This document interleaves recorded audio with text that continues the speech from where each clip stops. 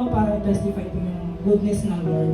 Simula nung naborn again ako way back 2021. Hallelujah! Ngayon na po, dako tayo sa highlight ng ating gawain, which is the Word of God. Palakpakan po natin ang Panginoon. Amen. Pwede ba ipatan si Pastor Fel para sa ating Word of God? Pinaparamdam mo, Panginoon, pinaparanas mo sa amin, Lord, ang mensahe sa amin ng cross ng Kalbaryo.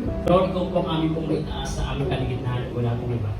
Ikaw pong maibida sa mga pulpito, Panginoon, katulad po nito, Panginoon. Sa pangalan ni Kristo at sa kapangyarihan ng Santong Espiritu, pinapaalis namin sa aming mga isipan. Balikan mo, huwag kang makulit, makikinig ako. Sabihan mo, huwag kang makulit, makikinig ako. Yan. Kaya kung nakagawa tayo ng mabuti, sa kasi ang dahilan nila talaga, mapasalamatan nila ang Diyos. Makilala nila, magbalik sila ng pabuti. Remain us. Manatili tayo sa amin. Amen. Salamat po sa Panginoon. Today is the first Sunday of the month. Siguro tingnan natin, isipin natin, when was the last time pinasalamatan mo ang Panginoon? Mahal na mahal ka kay Lord. Hindi na maapekto ang tunay na gawa natin. Yes! Praise God. Tayo po ay punong-puno ng salita ng Panginoon. Lahat po ng pangangailangan nyo, kayo po ay magpapagating sa Panginoon. The manifestation. Although nandiyan dyan na po yan. All things that pertain unto life and godliness has been given to us. Nandiyan na po yan sa ating espiritu. Alam niyo po, kung gusto niyo ng manifestation, just be willing to be used by God. Sumuporta sa gawain ng Panginoon. Ito lamang ang isang bagay na merong eternal value.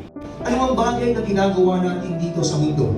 Without glorifying Jesus, ito po ay pawang mawawala at lilipas. Pero kapag ikaw ay sumusuporta sa gawain ng Panginoon, there is an eternal value na alam mo isang araw, Lord, meron kang reward na tatanggapin sa akin. Amen? Amen. So, mga kaibigan ko, mga pastor, Pastor Becky, Pastor Ken, salamat sa mga pastor, again, Pastor Becky. He really inspired me talaga sa naging ano ko, Pastor Becky. Siya yung mga tatay-tatay ko noon. Ang mga king ko, sa mga nandito. Salamat si Sheila, si Tess, si Myra. Sa inyo pong lahat.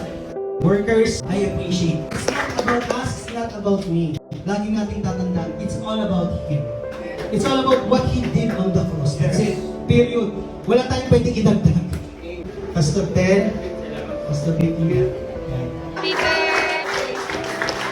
We speak blessing upon blessing, grace upon grace, Lord, protection sa mga siya natin. And Lord, salamat sa kanyang buhay. Lord, alam ko marami pang Pastor Benji kayong papadala. Marami Pastor Pel pa, Lord. Kaya Lord, muli, sa inyo lamang pong kapuyan, kadakilaan, ang kulit sa tamang pangalan ng iyong anak na si Jesus, ang aming Panginoon, ang lahat po yung sabi na, Amen.